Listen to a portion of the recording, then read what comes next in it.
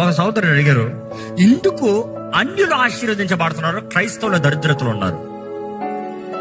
నేను అంటాను, never compare like that. Sorry, క్రైస్తవుడు అన్యుడని కాదు, దేవుడు నియమం పెట్టాడు ఈ లోకానికి.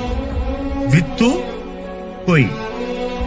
నువ్వు అడగాల్సిన స్ట్రాటజీ ఏంటంటే, వాళ్ళు ఎందుకు అంత కష్టపడుతున్నారు, మనోళ్ళు ఎందుకు కష్టపడతలేదు అని అడుగు. మనోళ్ళు ఎందుకు సోమరుల్లాగా ఉన్నారు, వాళ్ళు ఎందుకు కష్టపడుతున్నారు?